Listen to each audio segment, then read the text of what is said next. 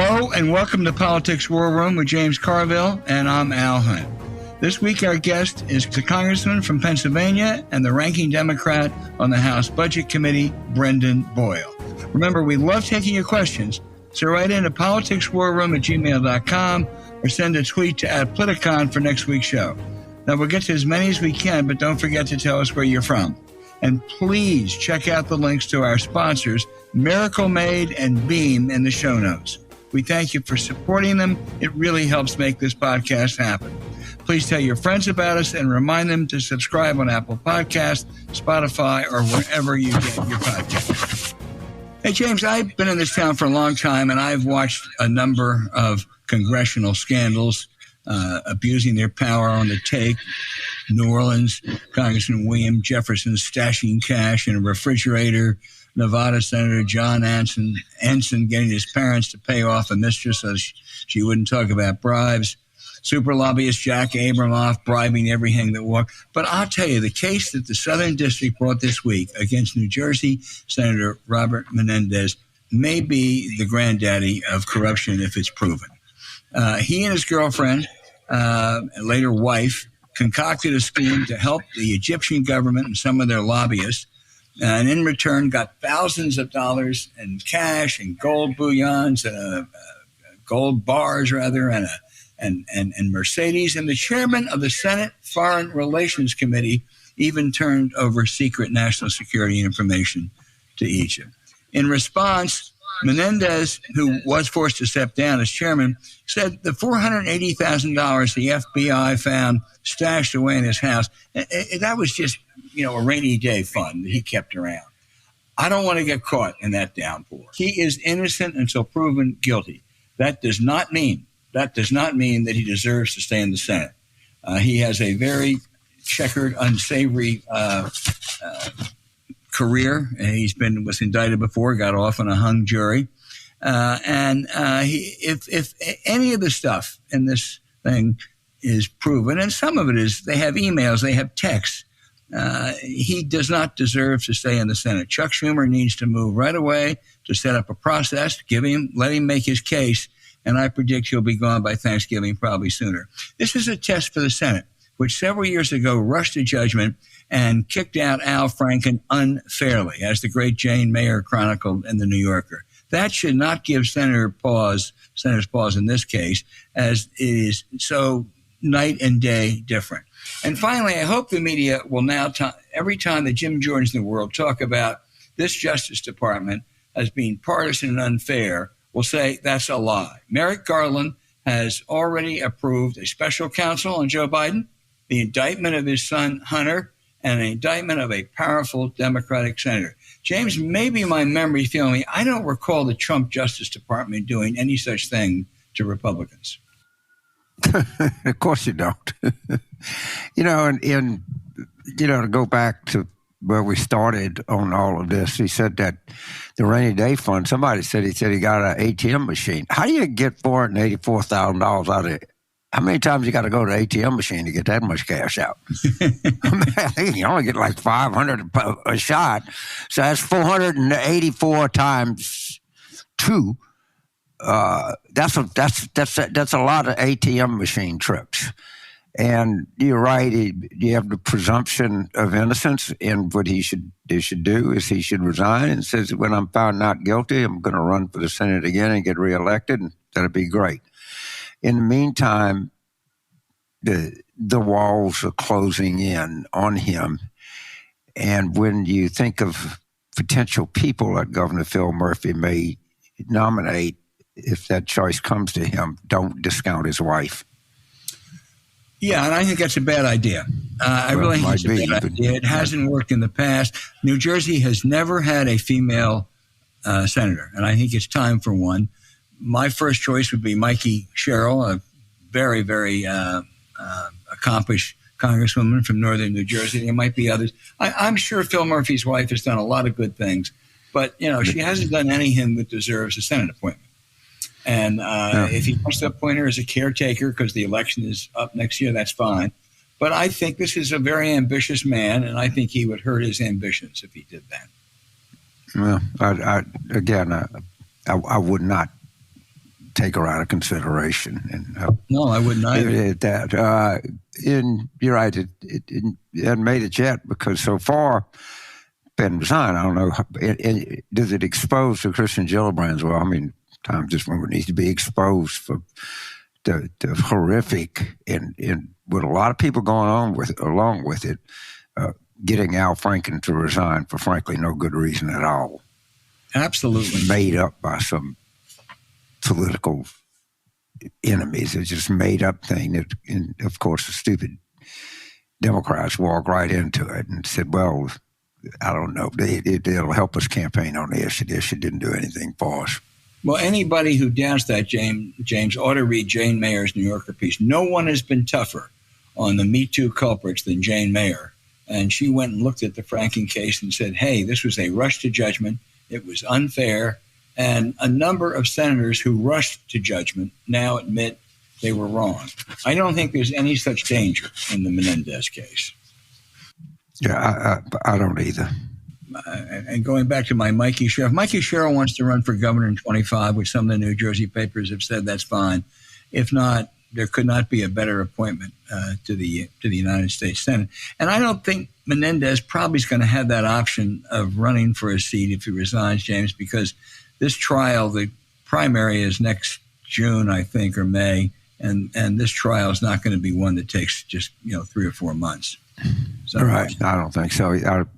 And he got a hung jury one time before when it's not good to talk to government. And I'll just say he does have a new wife, and I'm a big believer in this as with Governor Murphy, and I think that Senator Menendez's new wife is wrapped up in this in a pretty substantial way, at least according to the documents that we've been privy to. You'll go broke fast in life betting against anybody's spouse is one of my basic rules. Yeah, well, he may go broke betting with his new spouse, but anyway, no, she was deeply involved, and he was the chairman of the Foreign Relations Committee who gave sensitive secret, security documents he gave to the Egyptians. That's just to be precise, and I know exactly what you're saying. He is alleged to have done this, but well, that's true. This one they have emails, right? I understand. And text. I understand. Still got him. Again, he said he had the $484,000. He was just kept it in the lining of his coat for a rainy day. James, let's just go up there and see if we can find that ATM machine, because maybe everything must be worn out. I can tell you that. My limit too is $500. I mean, maybe we can get a higher limit. I don't know, but he had to go to a lot of. I told my daughter last night, her and my wife couldn't. Even y'all couldn't do that. They could draw money out of anything. James, speaking of crooks. A New York judge this week ruled that businessman Donald Trump consistently committed fraud, submitted false statements to banks and insurance companies, and he stripped the 4 times indicted ex-president of some of his properties. The New York Attorney General is going to seek penalties of up to $250 million, maybe more, and perhaps more actions against him.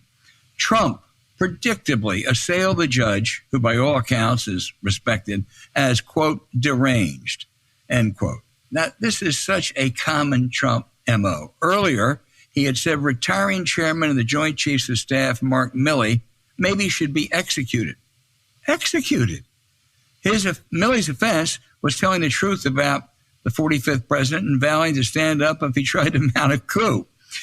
Trump, as you have said, and I have totally agreed, is a career criminal who has gotten away with it both before he was president and during. During, it was the Ukraine shakedown and inciting the January 6th violent insurrection. Legally, it's finally catching up to him. Now, there's not much evidence yet. It's affecting the MAGA crowd who buy this notion that he's a victim, which is pure BS. And I know there's a faction that's always going to be with him, James, but I still think that at some stage, these cumulative blows will start to erode some of his soft support. And I know I've been saying that for months and it hadn't happened, but it just continues. To a vast number of people, these events just prove what they've said all along. Of course, the deep state's blah, blah, blah.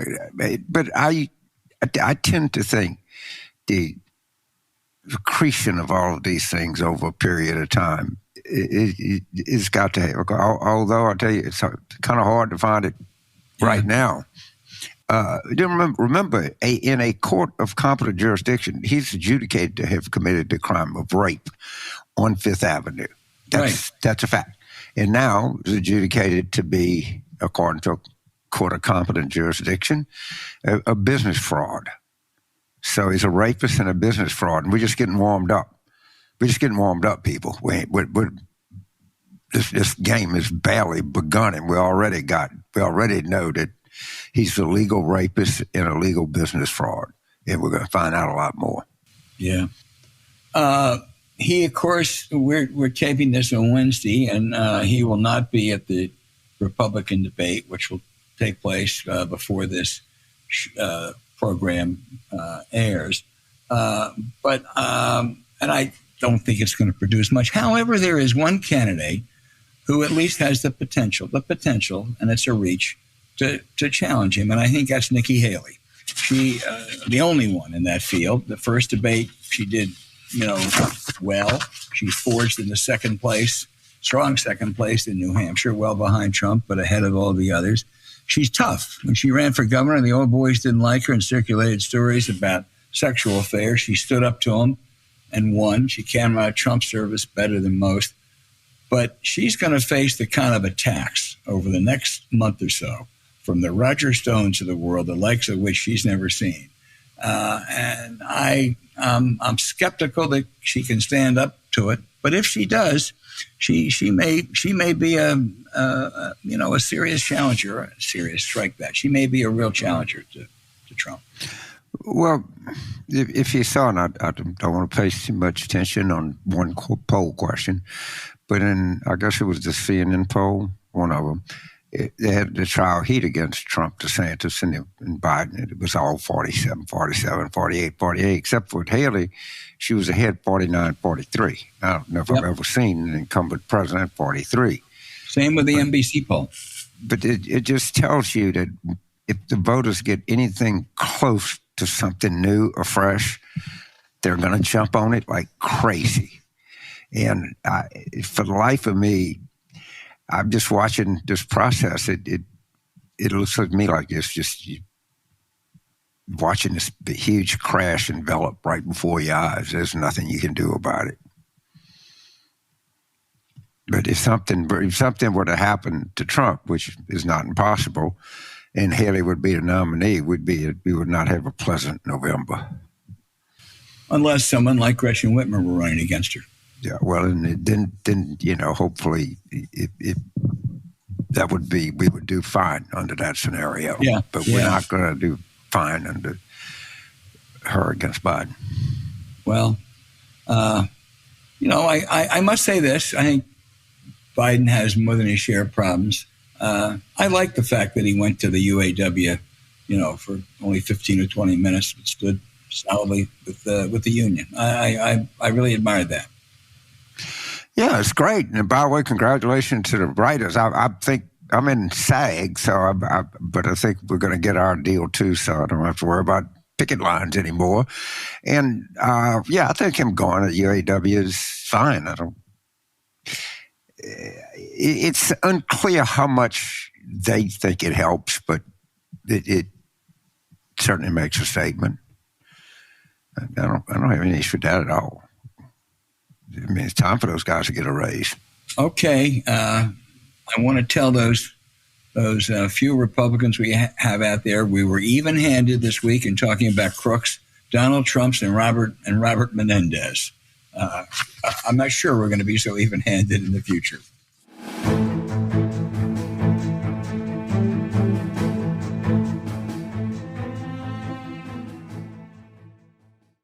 We've said this before on this show, and I'll say it again because it is so true. But the way that I feel on any given day is 80% determined by how much sleep I got the night before.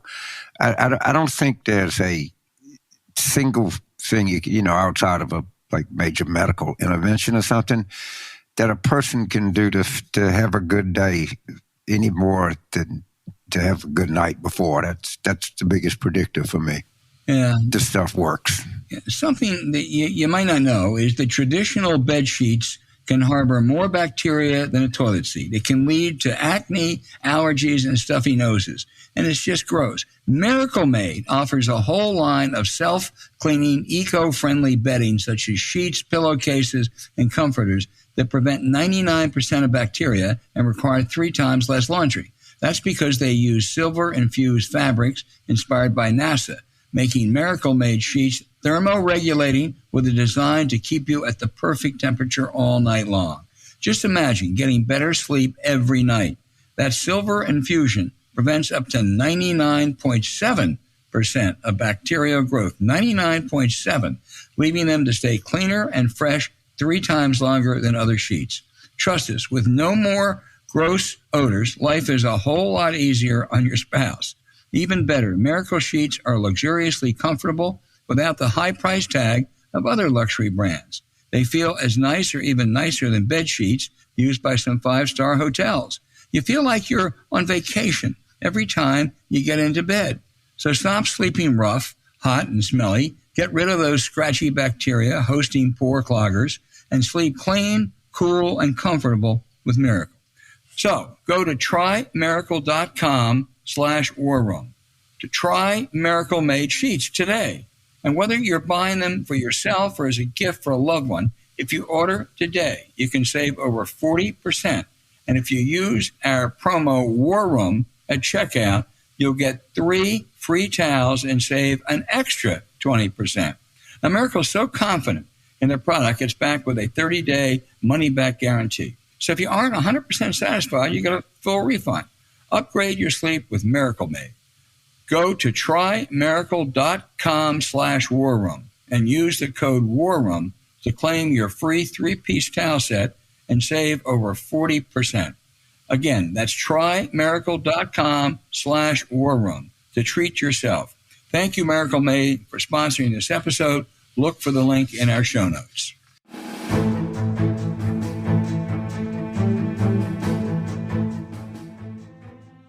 Hey, James, our guest is Brendan Boyle, the congressman from Philadelphia and the ranking Democrat on the House Budget Committee, who confidently predicts that next year the Democrats will take back the House and he'll become the chairman and the Philadelphia Eagles will win the Super Bowl. But we're going to focus on now, Brendan.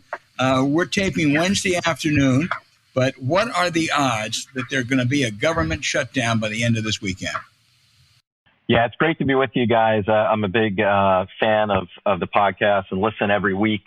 I unfortunately have to say I think there's about a 99% chance that we have a government shutdown come midnight Saturday night. And let's be clear. I mean, we're going to have a government shutdown because House Republicans want a government shutdown. We've had 5 government shutdowns in the last 30 years. All 5 of them happened under House Republicans. 0 happened when Democrats were in charge. I spoke on the floor on Tuesday evening, and I cited quotation after quotation from various House Republicans saying that they want a government shutdown. So you don't have to be Columbo to figure out this mystery. And the reality is Kevin McCarthy just cares about one thing, keeping Kevin McCarthy as Speaker. So he continues to be absolutely beholden to the Matt Gaetz, Marjorie Taylor Greene, MAGA crowd, and he is too afraid to put that Senate continuing resolution up for a vote. It passed the Senate by more than 4-1. There's clearly 218 votes to pass in the House, but he's just too afraid to do it because he's afraid about losing his speakership. To coin a Philadelphia Eagle football phrase, he hears footsteps every day. What a terrible life. All right, if there is a shutdown that lasts for weeks rather than days, who gets hurt? Who gets affected by it? What workers, what benefits will be lost? It's not just a shutdown, it's the pain that it causes. Yeah, and there's some confusion about this. Of course, you have MAGA Republicans saying that there would be no cost to a government shutdown. One of them said people won't miss it. Well, the reality is, if you look at the analysis the Congressional Budget Office has done, the last government shutdown cost us $11 billion to our economy.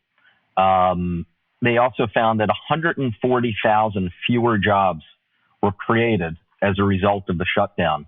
You'll have much longer than usual TSA lines. You'll have upwards of 2 million armed forces and law enforcement officials going to work every day, but not getting paid. You'll have national parks that are closed. The military does not get paid. Correct. The military does not get paid.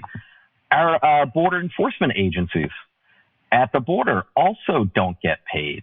In terms of Social Security and Medicare, the good news is those checks continue to go out. However, if you're a new applicant to Medicare or to Social Security, that doesn't get processed. We lost in 2018, which was the 2018-2019 shutdown, which, by the way, the other side loved shutdown so much. Hell, they did it under a Republican president, Republican House, and Republican Senate last time. When that took place, 10,000 Medicare applicants a day were denied their application because it couldn't be processed. So, and I could go on and on about 1,200 inspections by food inspectors that don't take place, all these sorts of things that people rely on. They don't, it's kind of like, and I know all three of us are diehard sports fans, it's kind of like referees. You don't think of referees when they're doing a good job, but then when they blow a call, you really pay attention to the referees. People really pay attention to government when that stuff isn't happening. Right, they sure do. If there is a shutdown of a month or 2 months, could that throw us into a recession, Brendan? Yeah, Mark Zandi, the chief economist for Moody's, recently put out a statement over last weekend because he has, by the way, been kind of in the camp of we're going to have a soft landing. He said he can't rule out a recession mostly because of a government shutdown. A good rule of thumb is that for every month a government shutdown goes by, it shaves about 0.1% off our GDP. Now, when I'm back home and communicating these issues, I'm not necessarily talking about it in those terms. What I try to tell people is very simply, there's money that was going to be spent that doesn't get spent, which means then there are companies that aren't creating jobs that otherwise would be creating jobs. And that was the case. Every single one of those last shutdowns I talked about the last 30 years, all cost taxpayers more money and all cost us jobs. Do your constituents understand that? James thought he saw a poll that kind of indicated a mixed view of who was responsible. But do your constituents understand exactly who's causing this? I think you have to talk about when you're doing the polling. So right now, it's funny, just this morning I looked at a poll. It showed roughly 30% of people would blame House Republicans, about 15% of people blame Democrats, and then the rest were somewhere in the unsure or both sides equally. But remember, we're at the front end of this, right? Where will people be 2, 3, 4 weeks into this? So I go back to December of 1995 when Bill Clinton was president and was looking at a challenging re-election the next year. Guess what? The beginning of the Bill Clinton comeback was the Gingrich-Dole shutdown. He was in a lot stronger position and Democrats were in a lot stronger position at the end of that shutdown than they were at the beginning. If I'm doing my job right and we're doing our job right and we're making sure people understand this shutdown is because Republicans want it, then I think the polls will move on our side. James? So Congressman, generally the polls do move on our side in government shutdown. But I want to tell you what a fear of mine is these Republicans want this, and they feel like that chaos is their friend. All right, if it's chaos at the border, if it's chaos in the financial markets, if it's chaos in smash and grab, if it's chaos in East Asia or Ukraine, they have come to believe as a matter of strategic doctrine that this helps them because the president's too old and he can't control anything. And I think that argues for the Democrats to have a consistent message through this. And let's just not assume we're going to win the political fight on this. We have to go out and actually fight it with some consistent messaging is what I would say. So do they even tell you what they want? What is the reason that they're shutting the government down? How did we get here? Yeah, so a couple thoughts on that. First, I mean, and Mitch McConnell has said this publicly. He knows that history that we know, James, that over the last 30 years, government shutdowns don't help their side. However, the MAGA Republicans who really run the House, because when they say jump, McCarthy's already hitting his head on the ceiling, trying to please them. They want the shutdown because they love this stuff. Matt Gaetz loves getting on TV. He loves the chaos. There's no policy agenda there.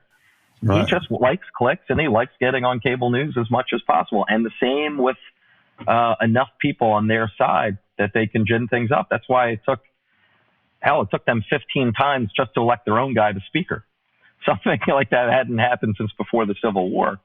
So it depends on which kind of Republicans you're talking about. The more professional types like McConnell, they know better. They know that this typically doesn't help them. But the people who are ultimately, in the end of the day, in charge of what happens in the House of Representatives, that crowd cares a little bit more about their own career and getting attention and causing chaos than they care about what's best for the Republican Party. So you know a lot of your colleagues on the other side of the aisle. How many of them do you think truly believe this? And how many of them say, look, I got to go along with it. I'm dead. I don't have any choice. What do you think the ratio is? You don't have to name any names. Look, I have, I think Al knows this. I have a lot of good friendships on both sides of the aisle, a lot of folks who I get along with who are Republicans. And boy, I could fill a book over the last 7 years of the things that they will say in private, whether it's about Donald Trump or about, the extreme MAGA types they have to deal with versus then what they're actually willing to say in public. The reality is a ton of them know this is BS, but they're so afraid of the Republican primary voters. You saw after January 6th, McCarthy actually, summoned up a little bit of a spine, a little bit of a backbone, actually stood up to Donald Trump. That lasted about a week. And then he was flying down to Mar-a-Lago to bend the knee. That's because the Republican primary base is with Trump and loves this nonsense and loves this stuff. They've been conditioned over 30 years by a right-wing media ecosystem to put them in that mindset. So a lot of the Republicans I talk to know this is not good for them. But the reality is they think each and every day about 80% of them are primarily concerned with their own primary electorate. Oh, thank you, Albert. Let me pick up on that. People, you're close to some of the Republicans you're close to, or your neighbor, Brian Fitzpatrick, or Tom Keene, not far away in New Jersey. Can they vote? I mean, they may be afraid of primary, but can they vote for these draconian cuts that Republicans are proposing? Well, so Brian Fitzpatrick is literally my neighboring district and a good friend. We do a lot of stuff together. Fitz is in a unique position. He's one of about maybe 6 or so that are genuinely moderate. And he's the Republican head of the Problem Solvers Caucus. He's in the kind of position where going along with draconian cuts does not help him in any way, shape, or form. But for the vast majority of them, they're much more focused on the primary electorate than the general. I will say, though, and again, speaking as a Democrat who very much wants to take back the House and think that we're slight favorites to do it, the seats we got to win, Al, I love your phrase, and I use it liberally, the timid 20 that we have to target. The 18 House Republicans who are in districts Biden won, and then the 2 that only won by less than a point, the majority of them are in New York State and California State. They know that a shutdown is not good for them. The challenge is, and this is where their so-called moderates are very different than ours. The folks on our side who are moderate, time and time again, stood up and asserted themselves in the 2 years that we were in charge with President Biden. Boy, they're moderates. They rarely speak out. They rarely stand up to their party leadership. They always go along. So if I'm betting in the end between the MAGA wing and the so-called moderate wing, it's the MAGA wing that's in charge over there. I'm a Democrat running in Long Island or running in California for some of those seats. I would hope they do. Because, I would guess they pay a price. I think some of the cuts, now, Brendan, you know this like the back of your hand, that the crazies are proposing, well beyond the deal that McCarthy and others agreed to, the debt ceiling, would really cut things like border control and veterans, things that they say they would never touch. Yeah, a 27% cut. So we're talking about millions of teacher jobs lost, especially in some inner city neighborhoods, like some of the ones that are in my district. By the way, on that part, the cut wouldn't be 27%. 80% of low-income public schools would suffer as a result. And that's just one of the things they would do. They talk about the border and they talk a great game. Of course, once they actually run the government, they don't do anything about it. We'd be cutting border agents left and right under their cuts. So you can go on and on. I talked about this also on the floor. The federal work study program for college kids, I benefited from that as first in my family to go to college, someone who needed a lot of student loans and work study and all that stuff to make it happen. 660,000 work study jobs would be eliminated by their cut. So we're talking about real stuff that they're proposing, and it is extreme to the max. Boy, let me ask you one more before turning it back to James. Nancy Pelosi was the strongest Democratic leader in my lifetime. That's a really tough act to follow. How is Hakeem Jeffries doing? Hakeem is doing well. Look, Hakeem and I are genuinely close friends. When I first got here in 2014, he was only one term ahead of me, and someone who we struck up a friendship and have been close friends ever since, and was a strong supporter of him going for leadership. I think very highly of him. He has a great ability to unite the different factions of our caucus. I will also say that, the reality is, especially if you're a new leader succeeding someone who's a legend, it helps to be in the minority. Yeah. Even though I wish we were in the majority, let's face it, for that first term, succeeding someone like Nancy Pelosi, it does help to be in the minority structurally because all of our side is automatically united. Pelosi was in a minority her first 2 years, which I think she said, was helped her immeasurably. And I didn't know this, I just read that Hakeem Jeffries' brother is a distinguished historian at Ohio State. I want to read a profile of that mother, that family, because, man, talk about high-achieving kids. Al, just to be clear, while I'm happy to talk about Eagles or Phillies, given that I'm a proud alumnus of Notre Dame, there'll be no conversation about Ohio State on this podcast or in my office for the next year. Congressman, I have a question. Who is the winningest coach in the history of Notre Dame football? Do you happen to have a name? Still, the top two in the history of college football are both Frank Leahy and Newt Rockne. Who won more games at Notre Dame than any other coach in history? I think it's waiting for that. Brian Kelly did win more games. Thank you, Congressman. Thank you very much. Hey, James, right now in the AP, where I purposely looked at this, we are 2 spots ranked higher than LSU at this moment, by the way. LSU doesn't play for September football. We play for December and January football, but that's all right. We'll get you. So Congressman, I got to run after this, but first of all, thank you so much for being on the show. And I know your district really well. Yeah. I got a lot of relatives in Ireland, to say the least. I just want to end with just a piece of advice. Stand up in that caucus and say, we're going to have 3 people talk about this, and we're going to talk about these 3 things and nothing else. And 3 means 3. Okay, that means 3. Pick who you want. If I'm one of the 3, fine. If I'm not, fine. And these are the 3 things that we're going to talk about, because you just can't assume that we're going into this fight and we're going to end up where it always ends up.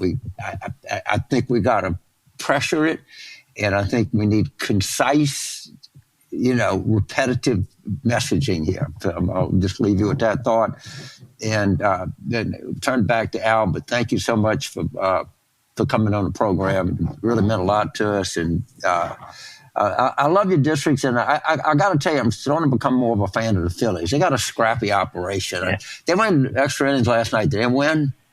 They did win, and they clinched the playoff spot. Yeah, so they'll have the number 1 seed for the wild card.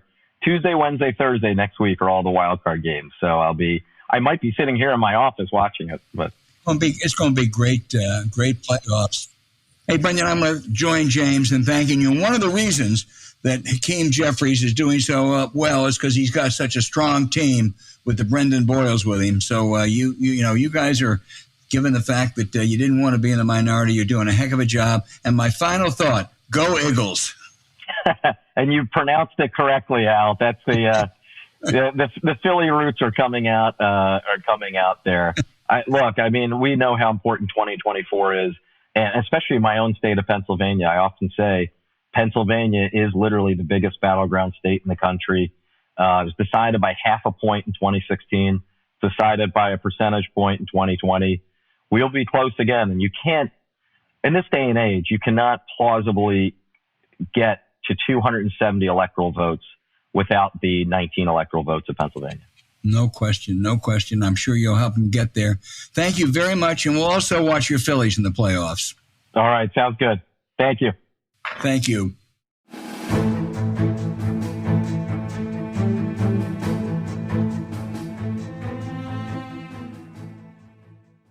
You know, the other night I took that stuff in Maryland in New York City, and I heard some beating on the door in the morning. And what the hell are they doing coming, clean the room at 7 o'clock in the morning? And she looked at me and she says, honey, it's 10:15. I never slept past 10 o'clock in my life.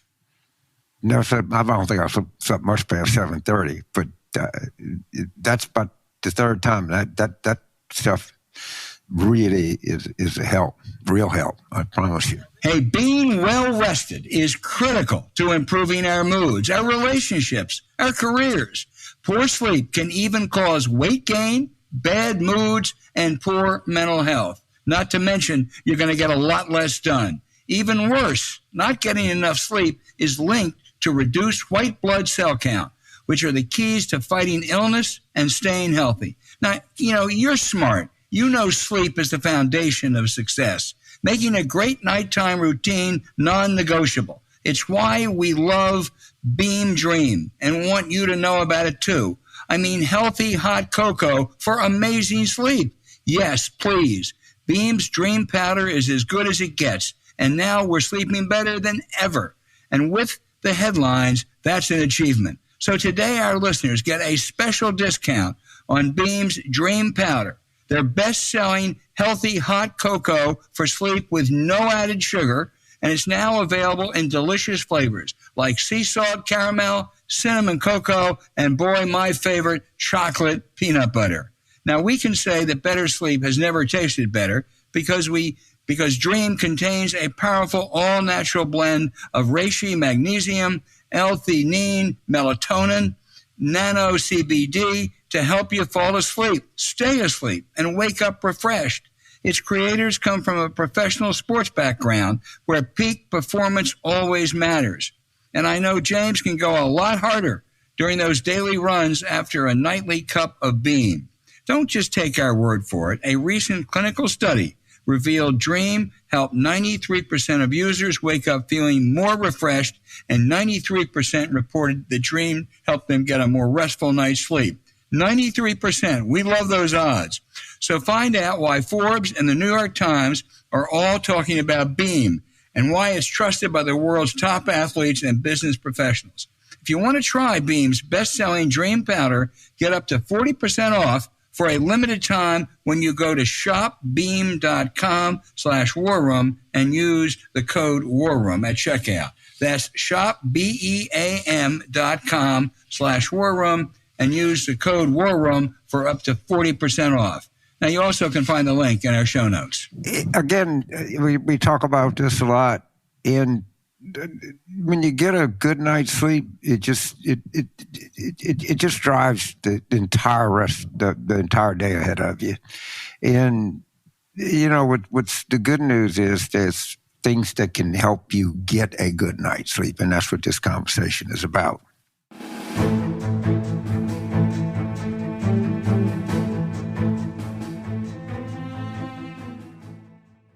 Hey, now, James, for the outrage of the week. I instinctively don't like gag orders, so I start off skeptical of Special Prosecutor Jack Smith's request of a gag order for Donald Trump. However, more than a little unsettling is a New York Times story this week detailing the threats being made against the judge in the Trump insurrection case, the prosecutors, and FBI agents, warning if Trump is convicted, we're going to kill you.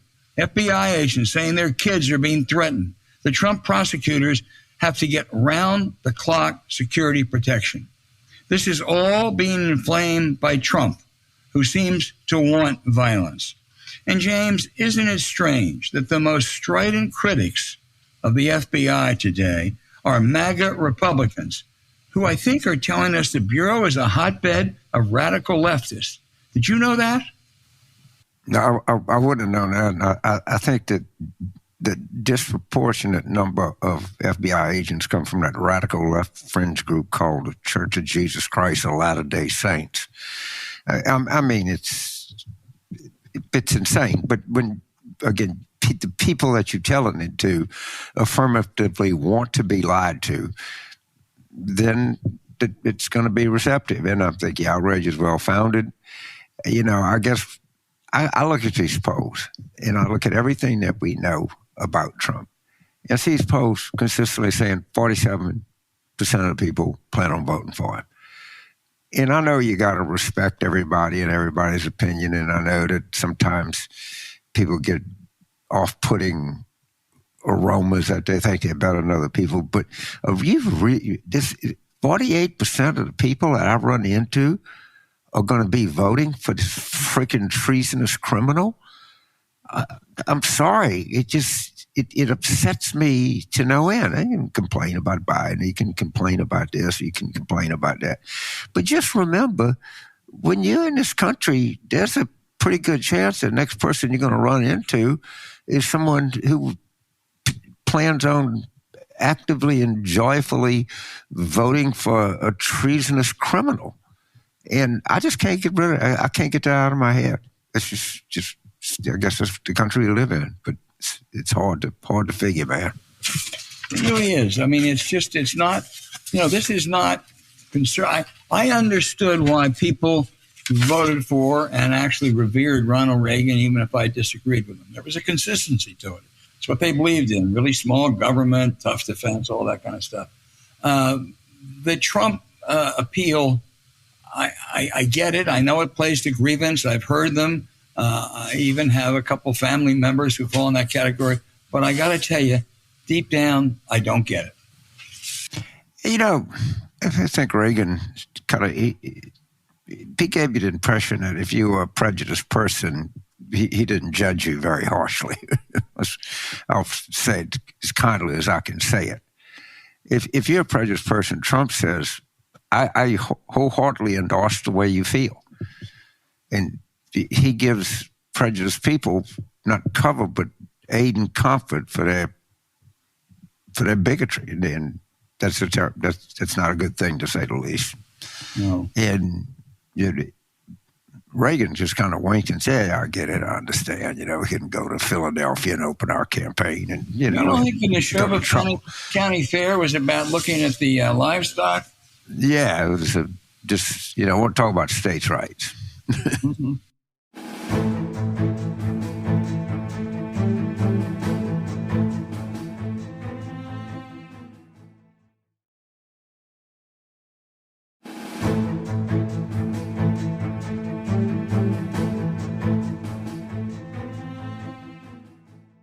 All right, now for our listener questions. Chris in West Chicago, Illinois. James wants to know, Biden is letting the Republicans define him as a clueless, old, and feeble man to the electorate.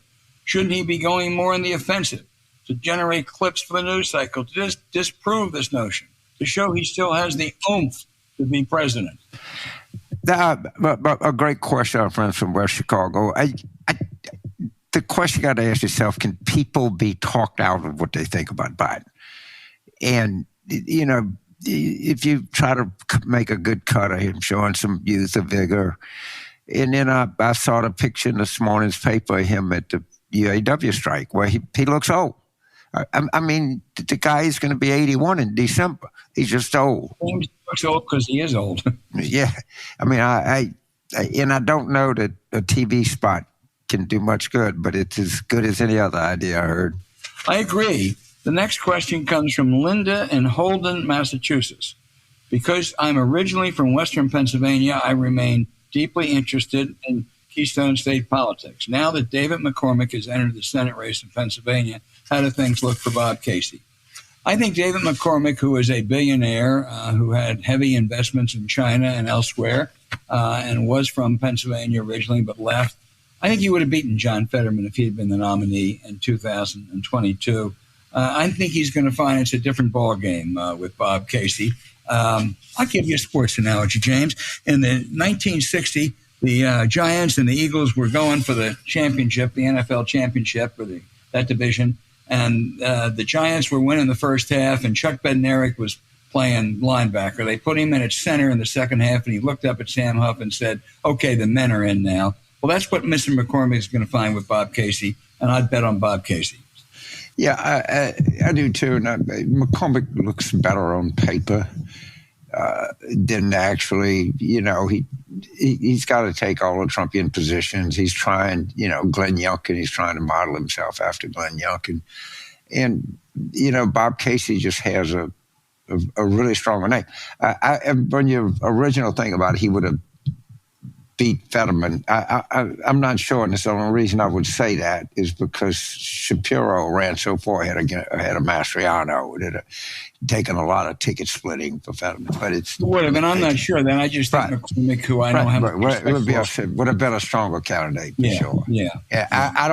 I think he matches. He doesn't match up well with Senator Casey. I mean, there's one name that says Pennsylvania. It's Casey, say the least.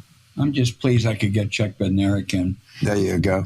James Thomas in Cincinnati, Ohio said, would you please break down in greater detail and specifics why you're so lukewarm on the vice president? Thomas wants to remind you that Harry Truman was sort of a placeholder and consider all that he accomplished. I don't know if that's how I was lukewarm on the vice president. What I am is I'm lukewarm on her polling numbers. And that may be a function, to be fair to Vice President Harris. It may be a function if her boss is at 41. Well, by the laws of political gravity, she can't be that. So she probably starts out with a very low ceiling and then goes from there.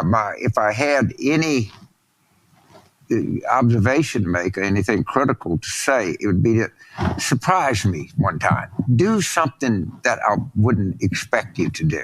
And my problem with Vice President Harris is every cause you would expect her to be, and she's, of course, very big and has a tremendous political benefit to the country, but she's very outspoken on reproductive issues. Well, that's good, and no big surprise there. She was doing a GOTV tour of colleges with emphasis on historically black college universities. Great. It's a good idea. It's a good plan. Not particularly surprising. And, I wish she would go to some trade school and spend time with, multi-ethnic welding students or something. Spend the day, have a morning working in a tire shop with some guys or something like that. I just think that they don't put her in a position to succeed. They put her in a position to be predictable. Yeah, you're not going to get ahead by being predictable. And just to affirm those people who are already with them, I agree with you. I think it's been a rough ride for her, and I think some of the fault probably lies with her and her staff. But some of it lies with Biden or Biden's staff. We knew there was considerable trepidation about taking her, and that apparently has some hangover effect. Yeah. Patrick in Long Island, James asked, when a treasonous, fascist, and wannabe dictator, former United States president, dies, is it a requirement that a state funeral and all is that the associated protocol that has to be observed, or is it left to the discretion of the current administration? I think we know who Patrick is talking about. I'm not totally sure. I think there is some protocol that requires some form of state funeral. You know, the only parallel was back when Nixon died in 1994. There was a funeral in California, and there was a great controversy. Bill Clinton went, and I think it was the right move. I think it helped bridge, some of the healing. Nixon deserved his fate, James, but he was not 4 times indicted. He was not twice impeached, and he looks a lot better than Donald Trump. So I don't know what kind of a funeral Donald Trump would have, but if I'm the president of the United States, I ain't going. Yeah, I would add to our friends a good opening description of it, but I would add the career criminal in that. Yeah. 3-time indicted. That goes up. Yeah. I can't stand the man. I'll be honest with you, I don't know if I ever said this about another human being, but I don't think I'd be very distraught about his demise on anything, financially or anything else. The division and the pain that he's caused people in this country is unimaginable.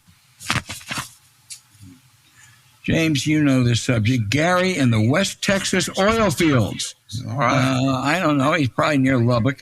He says for decades, polling organizations used landline telephone numbers to approximate a random sample. It was obviously flawed, but the current model using online polling, which which is only some of the polling, has obliterated the assumption of a random sample.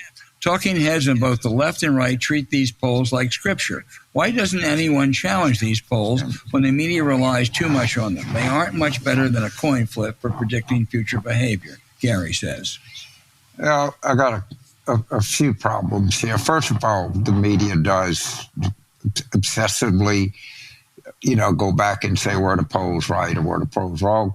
Our friend is correct. They were off considerably in 2016, and frankly, they weren't that great in most places in 2020. I think polling, by and large, had a good 2022 and, pretty good on these specials. It's, the business changes. We used to do landlines and you do cell phones and you started doing these panels. You can make some of this online polling be pretty accurate. I mean, it takes some rigmarole. You got to get the right people to do it, but they're keeping. I think the polling industry is challenging. The technology is challenging. The people don't want to talk about politics is challenging. But to this day, what I look for is not one poll, but a consistency across a bunch of polls. And there are a lot of things this country is consistent on. Yeah, and polls are, if you read the fine print, they are 95% of the time within a margin of error of 3 or 4, and that means 5% of the time they're not. I threw out one poll at the Wall Street Journal. We had the best pollsters in the country, but we just thought it was in that 5%. There was one at Bloomberg I probably should have thrown out. Ann Selzer and I later agreed. I haven't seen the internals of the Washington Post poll last week, but it was an outlier, and if the internals were contradictory. Yeah, I looked at the internals are not that contradictory. Then if that's the case, you run it. But, at the Wall Street Journal, we had ones that were contradictory. But, it was an outlier. And, it says 3 or 4 points. So they said 9, so maybe it was 5. Who knows? Nick in Billings, Montana says, what, if any, dropout endorsement coalitions formed among the other candidates before Iowa could weaken Trump's position in Iowa and New Hampshire? Do you think that could affect him? I wouldn't look to Iowa. I'd look to New Hampshire. If Trump is going to be toppled, it'll be in New Hampshire. Not sure it'll happen, but that's where if it does happen, that's where it'll be. Well, he's got trouble in Iowa. He didn't win it the last time, and he's got trouble. He's at like 37 or so. That's a crappy number for an incumbent president.